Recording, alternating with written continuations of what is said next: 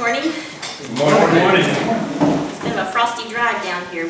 The temperature went from 32 to 38, depending on which hill I was going over.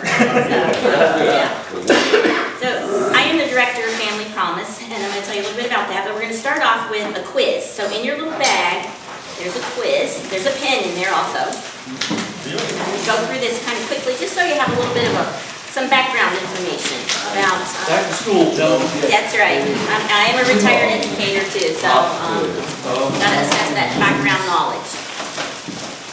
So on the quiz, think of yourself as a mom with 2 kids. You worked as a customer service rep, but your job scaled back to fewer hours due to the hardships that are going on in the economy.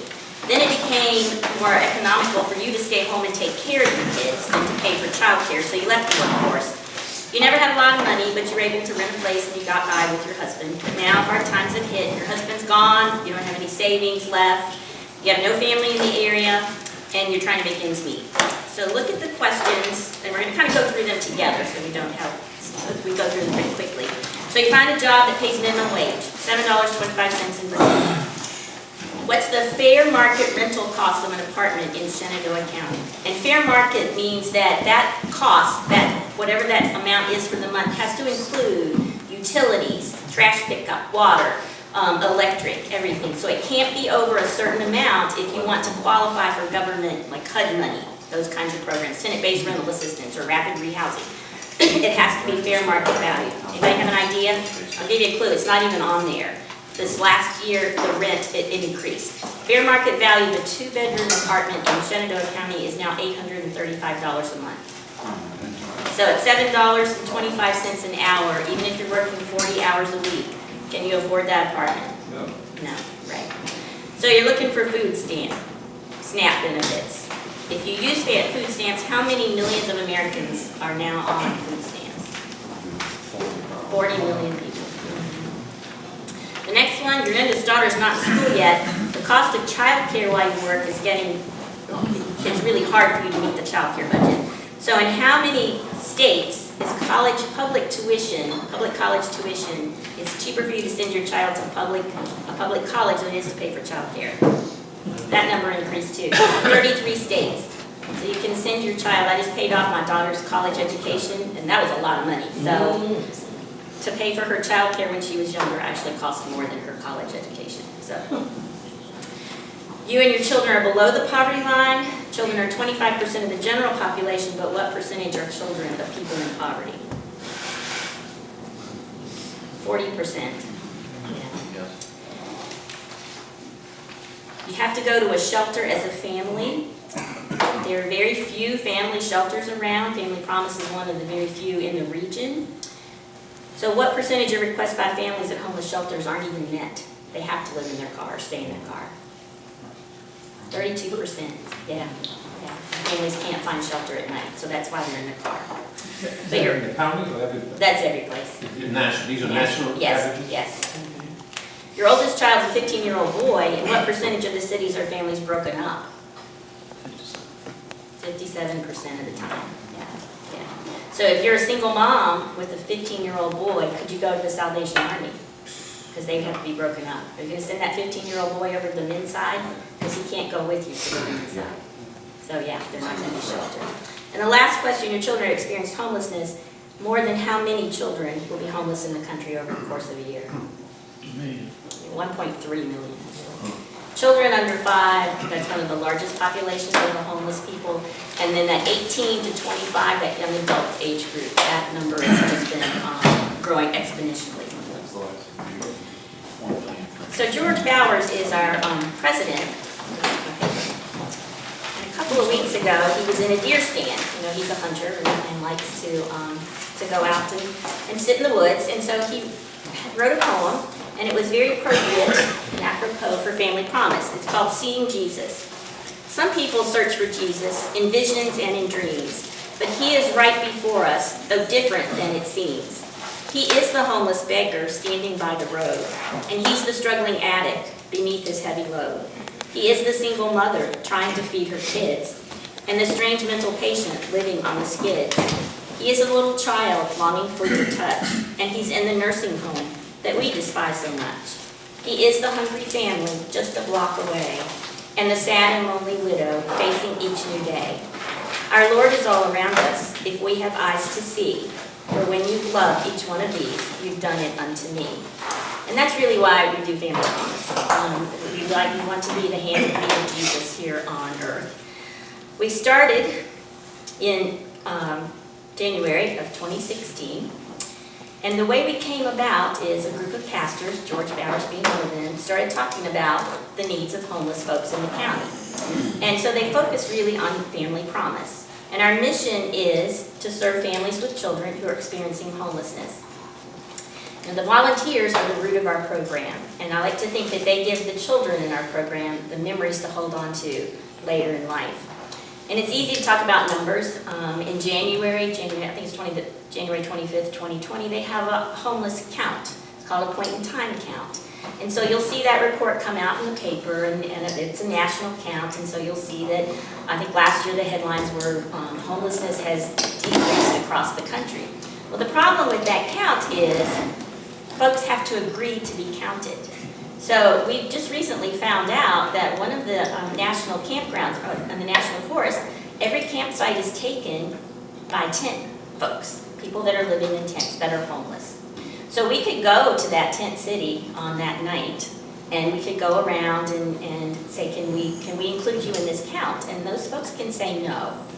So we can say that, okay, it appears that this number of people are homeless, but the actual count is based on the people that will agree to take the survey. So when that number comes out, just be aware that that number is really low, because there are lots of folks out there that aren't counted. So let me tell you about a couple of the kids that we've had in our program. So our first family, if you were a part of Family Promise back in 2016 when we opened, it was a single mom with 8 kids. A lot of kids, yeah. 7 boys and 1 little girl. One of the boys struggled with behaviors. He had some learning problems. English was his second language, but he had a teacher that really loved him and looked out for him. And so she came one Saturday and she took him to, there's a cat rescue center in Harrisonburg. It's a house filled with cats, and you can go play with the cats and that kind of thing. And so he was outside with his teacher, he's petting a cat, and he looked at his teacher and he said, "I'd be a cat." And she said, "But you're not a cat, you're a boy." And he said, "No, I'd be like a cat." So she said, "What do you mean?" And he said, "I'd be like these cats. They have no home, they live inside, they live outside, and if they be good, then they get a home. I'd be like these cats. I have no home, and if I be good, I get a home." He was 6 years old at the time that he said that. Then there was a 4-year-old who came in. The first day that he was there, he met Diane Pence, who's our outreach coordinator, at the center, and they immediately had a connection. So that night, they went to Antioch, which is where Diane attends church, and she happened to be the dinner provider and the overnight host. So when he got to the church, the first person he sees is Diane. So he runs over to her, crawls up into her lap, and looks at her, and he says, "I'm so glad to see you. Don't you have a place to live either?" He was 4 again. Then we had a family with teenagers. And these teens were well-mannered, they were cooperative, they were involved in all kinds of activities at school, but they were also very self-conscious of the fact that they were homeless.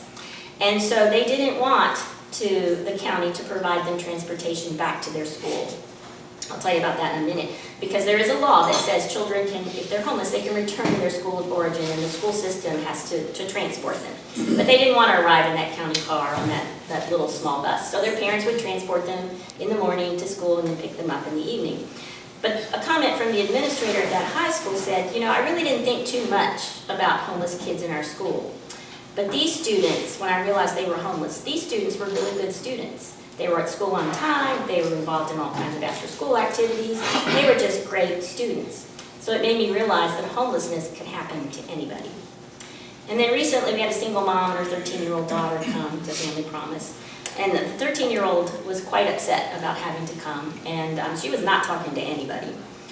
So a sorority that day had delivered a bunch of welcome bags. And so I gave the mom one, and I went through the things and compiled a little bag for the 13-year-old, and I just gave it to her. I didn't say anything, and let them alone for a little while. And later I walked by the room, and she called me into the room, and she said, "This place is not so bad after all," and she gave me a thumbs up. She now loves going to the churches and meeting new people. She's a very interactive child, and she's become quite the little mother hen to the other kids in the program. So, a couple of questions about who's homeless. Suppose, and there are two definitions. HUD has a definition, and then there's the McKinney-Vento Act. The McKinney-Vento Act is designed to protect students and youth who are experiencing homelessness. So their definition is a little bit different. And there are some folks that are working on trying to get these definitions in line at the federal level, but so far it hasn't happened. So people living in their cars, under the HUD definition, do you think they'd be homeless? They are. How about somebody that's couch surfing? Couch surfing is when you might stay with these friends this week, next week you move to your mom's house, but you can't stay there all the time, so then you move to another friend. Couch surfing, would those folks under the HUD definition be homeless? No. No, they're not. They're not counted as homeless because they're living in a house. Not theirs, but still living in a house. How about if you're paying for a motel room? As long as you can pay for the motel room, and that's like those rent by the week things, HUD does not consider you homeless. If you're staying in a shelter, HUD considers you homeless then if you're staying in a shelter. So HUD defines homelessness as living in places not meant for human habitation, like cars, parks, sidewalks, abandoned buildings, or in the street. But in the McKinney-Vento Act, those children and youth that are homeless, their definition is they lack a fixed, regular, and adequate nighttime residence. So those kids whose families are moving from relative to relative or friend to friend, under that, for school purposes, they would be counted as homeless. So those 51 students that Shenandoah County Public Schools right now has designated as homeless, those are 51 students whose parents have filled out the homeless verification form and turned it back into the school so they can be designated as homeless. That gives them certain things like they immediately get free lunch if they aren't already qualified for free lunch. Again, they can be transported then back to their school of origin. So if all of a sudden a child is attending school in Strasburg and they have to live with family in Mount Jackson, then the parents could say they're homeless, and then the county would transport that child back to the Strasburg school and then back home in the evening. And that can go through their rights that they have up through college too, to look at what homeless children need when they're in college. Now they're trying to bring these definitions together again so that they can get a better count of that. When I was in the school system, I said, and knew that 51 kids were marked as homeless, all you had to do was sit down at the lunch table with a group of kids on Monday morning and just start talking about what they did over the weekend, and you could find 3, 4, 5 other kids that were sleeping at relatives' homes or in friends' houses, but were not marked as homeless. So just remember I tell people, when that count comes out in January, it's not a real accurate count of how many people are homeless. There are lots more out there that are homeless than we know about. So Family Promise is a national organization. There are over 200 affiliates. Shenandoah County was the 200th affiliate that opened in 2016. It took about 2 years to get it started and up and running. And so then we were able to open in January. And our mission is to keep those families together, because in many shelters, like I said, that the families have to be separated. The men and boys go to one side, the women and girls go to the other side. But we keep our families together. And at our host site, they have a place to sleep as a family unit. As of November 30th of this year, since we opened, we've served 58 families. That's 84 children. 57 of them were under the age of 5. And the majority of these families have found employment, somewhat stable housing. I say somewhat stable because many times they are still just right on the brink of one disaster happening and they're homeless again. I always tell people to look out at this book, Evicted, because even though he did all his research in Milwaukee, the stories are the same. I can take names out of this book and put in names of our families, and the stories are the same. And who are our guests? We call our families our guests. We take 2-parent families, single moms or dads. We did have a single dad with 2 children. Expectant moms, grandparents. We had a grandma.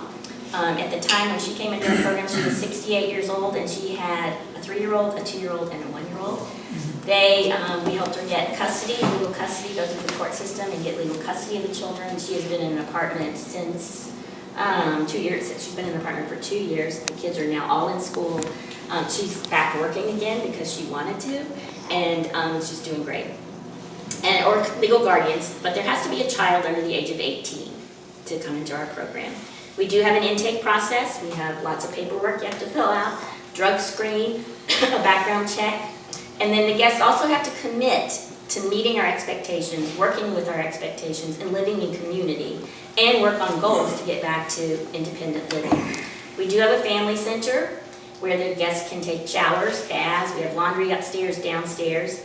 Just the other week I was talking to someone and they said, well, our church can't host because we don't have showers. Churches don't need showers. You don't need showers to be a host site. Families take care of all that stuff at our family center. We have a storage locker so the families can bring all their belongings in. We also have computers so that they can access job applications, housing opportunities, and those kinds of things. And we do have a 15-passenger van that transports our families to and from the host site. With no public transportation in the county, transportation is a huge barrier to lots of things for our families. But our volunteers, again, they're the hospitality people. They give us the meals, they give us the overnight fellowship, and a place for the families to sleep. There are over 35, probably more like over 50 now, organizations and churches across the county that help us in some way. They provide meals for the guests, they provide volunteers at the family center, they support the program financially, they come in and play with the kids.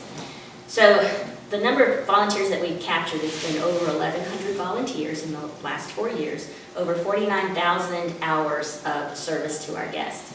And so I looked up one day just to see what an hour of volunteer time is now valued at. It's valued at $25.43 an hour. So that's over $1 million that we've given to our families in some way that's just been through volunteer time. So in any way that you helped, we really, really do appreciate that. You know, the family members do grow and change by meeting all the volunteers and interacting with folks. And they do begin to respond to being loved and cared for. Our program is hard. It's hard to come into our program, to commit, first of all, living in community with families that you don't know, traveling to a different host site every week, meeting new volunteers sometimes every night of the week. So they can meet maybe 50 people in a week that they've never met before. You know, it's hard, and when I think about our moms that have infants, to think about everything you have to take with you that night to make sure you have everything you need for the baby. There have been many times that I'll go visit a host site and mom forgot or the bottle got lost along the way. So thank goodness that there are now Dollar Generals all around, so they're really close to go get what we need. And one night we had a little one that fell in the mud puddle before he got in the van. We didn't know he'd fallen in the mud puddle until we took him out of the car seat and he was soaking wet. Thank goodness there was a Dollar General right there, and so we were able to get him dry clothes. You know, but some of our families, Family Promise is the first time in a long time that they have a network of people that care about them and they're really interested in them. And when I was a little girl, my grandmother was my babysitter. I called her mom because I had older aunts and uncles, and they called her mom, so I did too. But she didn't work outside the home, but she was always busy. But she was never too busy to sit down on the couch and read to me and my sister, especially Dr. Seuss books. And she showed me how to cook. She let me iron my grandfather's handkerchiefs, just all kinds of little things that showed me that she cared and loved me and that I had support. But many of our families don't have that. Lots of reasons that happens. Sometimes it's generational poverty. That's the way everybody grew up. There are no connections left anymore. Sometimes the families do things that the parents can't support anymore, and so they're out on their own. It's just a variety of reasons that happen. But Family Promise brings all these people together, people of all ages, volunteers, family members, and they all become interconnected. They all begin to share. And after a few days in the program, I see the family members start to change. And I see that body posture kind of come up. They start making eye contact again. They start having hope because the volunteers are just so supported and just accept them as they come. And I tell people that our families come covered in body armor a lot of times. They got prickles on them. They don't want anybody to get close to them at that point. But after a little bit of going to churches and meeting people and seeing that nobody's judging them, there is just no judgment. Here you are, here's dinner, what can we do to help? That body armor kind of comes down and comes away, and the family members do appreciate what's done for them. Dr. Seuss had a quote. He said, "You'll miss the best things if you keep your eyes shut." So when those guests come in and all you see is that grumpy. Sometimes they're rude, sometimes they're ungrateful. But I have to try and think about, okay, how would I feel if I were in this situation? I've got my children, I'm going to this new site, I don't know these people. I might be kind of rude and grumpy sometimes too. But if that's all we see, then we miss what's really inside that person. And even some of our grumpiest families, there's something good in all of them. I've learned so much from these family members that I could just tell stories all day long about what I've learned from these families and just how proud I am of all of them. And there's another Dr. Seuss quote, "Don't cry because it's over, smile because it happened." After 31 years, I retired from Shenandoah County Public Schools. I was a teacher, I was an administrator, and I thought I knew everything you could know about families, all different social economic. No. There are so many systems out there that I never had to navigate, that I never had to go through. That it's just amazing to me how resilient our families are and how they can survive. It's really a happy occasion when they do get an apartment and move out. Our families come back. We let them come back and do laundry because laundry is an expense. It's really expensive. You have to go to the laundromat, or even if you live in an apartment complex and you have to pay for your laundry. They come back and tell us stories. They come back and we still do toiletry items if they need them. So there's that connection. They do have a good network and they do come back. So we're always looking for new host sites. Right now, host sites are there for once a quarter. It would be really nice if we had 15, 18 so that host sites didn't have to host all the time, 4 times a year. Next year we are full, but we could easily move some of our host sites out if there's a new site that we want to come on. And I was able to give 2 of our churches sort of a break. One quarter they aren't hosting. So we've got Buttonwood Lodge outside of Strasburg, which is part of the Lutheran camp, Camp Caroline Furnace. Camp Caroline Furnace gives us a week. Shrinemont at Orkney Springs is giving us 2 weeks. So we're able to do different things like that. Teen Challenge in Mount Jackson, which is a recovery program. They host for us once a quarter in their chapel. So our guests get to meet a variety of folks when they're in our program. So now again, once more about Evicted. Matthew Desmond actually lived in the trailer park where he writes his stories. So he had a first-hand view of what these people were going through. And he says, "I learned that behavior that looks lazy or withdrawn to someone perched far above the poverty line can actually be a pacing technique. People like Crystal and Lorraine," these were people in the book, "can't afford to give all their energy to today's emergency, only to have none left over for tomorrow's. I saw in the trailer park and inner city resilience and spunk and brilliance." And that's what we see so often in our families. Sometimes they do come in, and it might be 2 weeks, 3 weeks, where it looks like they aren't doing anything. But we've come to realize, too, that part of that is going through a grief process, grief and loss. And Family Promise National has now devised a program called Dealing with Grief and Loss. And the first training is coming up in January 2020. So we'll be trained also in how to help our families deal with that grief and loss. So sometimes it takes 3 to 4 weeks for our families to kind of come in. It looks like they're not really doing anything, but they're processing all of it, everything that's going on, and they're kind of pulling themselves back together. And then that resiliency does kick in, and then they are able to get back on track and start looking for jobs, looking for transportation, looking for housing, and they become part of that life cycle again and looking towards independence again. They maintain their sense of humor a lot of times through all of that, where sometimes we think that's not funny or that's not anything to, but because they now have that hope and they can see the light at the end of the tunnel. So any questions?